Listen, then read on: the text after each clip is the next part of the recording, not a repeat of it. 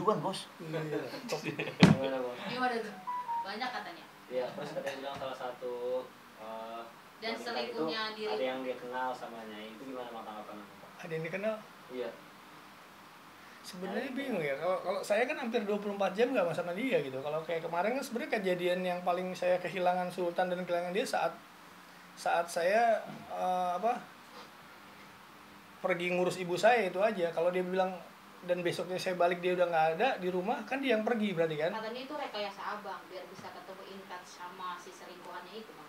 Kenapa dia nggak ke rumah ibu saya? Dia telepon adik saya kok, dia video call, saya ngurusin ibu saya lagi, ya maaf lah, lagi bersihin ini saya karena ibu saya kan emang waktu itu penyakitnya lumayan kritis kan.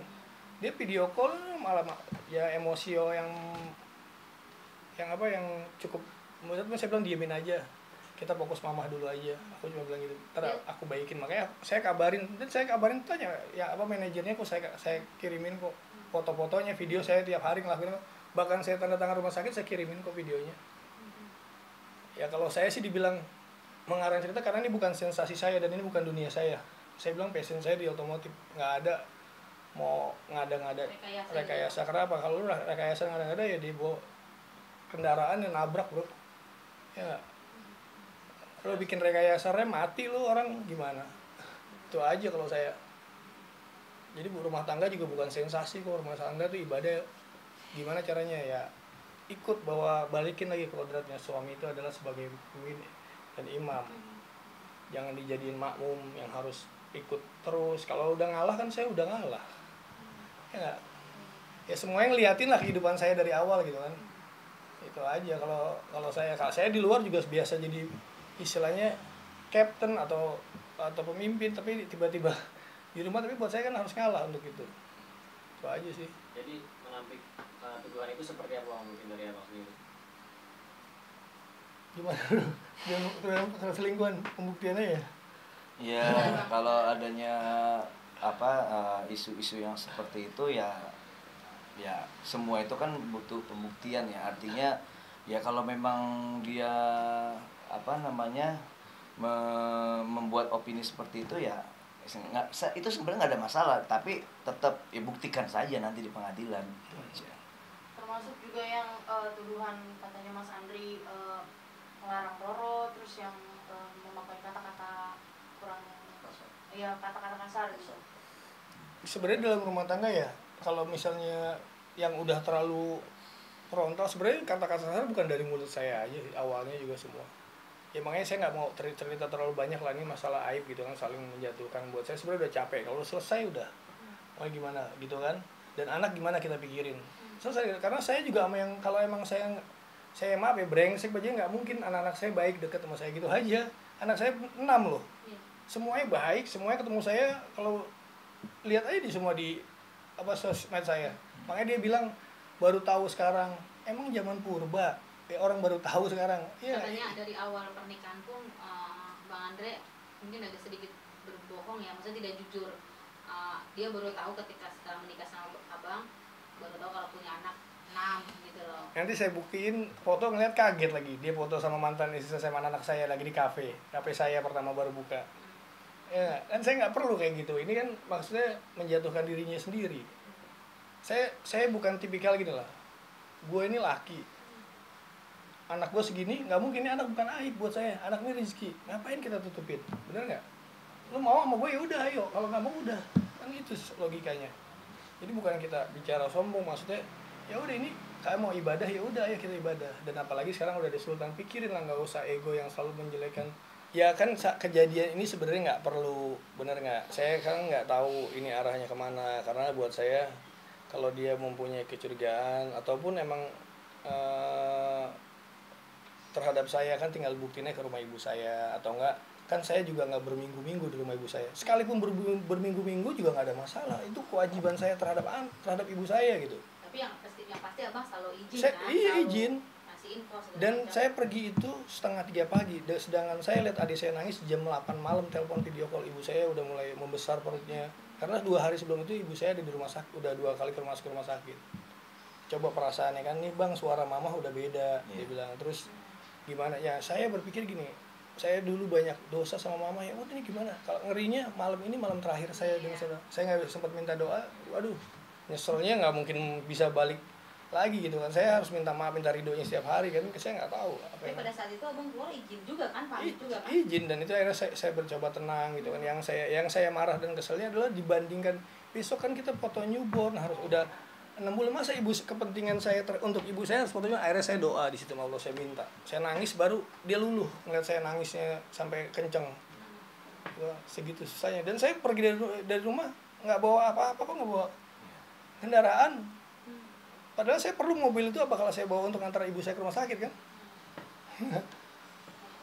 Jadi berarti selama berumah tangga dengan Nyai, sebenarnya yang diinginkannya itu abang diam di rumah, ngapa-ngapain gitu, gimana tuh? Kalau diem di rumah nggak bisa ya, karena bisnis dan saya relasi saya di luar, dan saya harus memeriksa apa meng-QC semua kerjaan yang dilakukan orang lain. Iya, kalau dia inginkan berarti kan saya stuck, nggak bisa ngapa-ngapain. Berarti harus diem di rumah, ngikutin apa keinginan jadi kalau menurut saya sih terkait maksudnya kalau memang Nyai ya maunya Nyai itu, kalau memang Mas Andri ini kan memang Nyai sudah tahu dari awal ya, sebelum nikah pun sudah tahu bahwa profesinya Mas Andri itu sebagai apa kan gitu.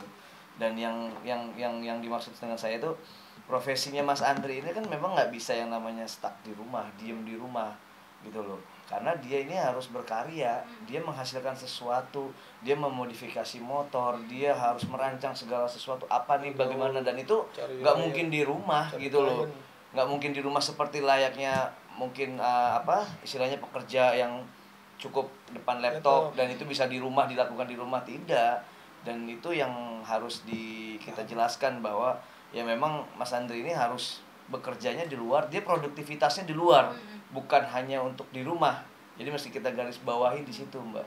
Jadi nggak bisa dia namanya modifikator atau konseptor untuk memodifikasi motor di rumah, yang ada buntu, nggak bisa berpikir Mas Andrinya gitu loh. Pikirannya gitu, nggak bisa yang bisa saya klarifikasi sih seperti itu. Jadi kan ya suatu custom atau modifikator atau builder itu kan pasti punya pemikiran ya. Jadi harus dipikir sama kayak orang seni lah. Iya. Kita menciptakan loh, bukannya menciptakan produk dari satu, kadang-kadang dari motor udah bagus kita bisa berantakin lagi, kita rapikan lagi, kita bikin lebih bagus itu. Jadi butuh pemikiran yang tenang dan jernih. Ini seniman sebenarnya sama. Yes, nggak jauh beda. Kalau dikunci, ditekan nggak bisa. Dan sebenarnya itu yang Nyai inginkan seperti itu ya Bang. Maksudnya abang harus nurut kata Nyai atau apa gitu ya. Yes. Secara langsung. Lihat aja Mbak sama ya, makanya kan ada istilah sebetulnya, kan kalau kita menggenggam pasir, semakin kita genggam kan yang ada pasirnya kan keluar, ya kan, keluar. Nah, tapi kalau kita menggenggamnya biasa aja, itu pasir kan juga tetap akan bertahan, sebetulnya gitu. Makanya ya di dalam rumah tangga ya pada prinsipnya ya yang penting adalah satu, intinya adalah kepercayaan, ya kan. Kalau memang sudah tidak percaya ya mau bagaimanapun ya susah untuk ke depannya seperti apa gitu. Bang, soal yang katanya Nyai pernah datang ke rumah orang tua abang terus bawa kue ternyata dilempar atau apa gitu, dibuang itu gimana tuh Bang? Jadi gini, saat itu malam ya, kan saya bilang dia nggak pernah bisa tahu gimana ngurusin mama stroke, dan dia kan mama ya perutnya dibelah segini panjang, sampai sekarang pun belum kering. Jadi mama ini ya kayak stroke udah lama, dia ada waktu yang dia kalau udah bangun nggak bisa tidur lagi sampai pagi. Nah, ini datang cuman bawain makanan, dia nggak bilang jam 12 malam dan bahkan lewat Gojek, dan Gojeknya sampai manggil tetangga saya gitu, gedor-gedor, manggil karena udah tidur.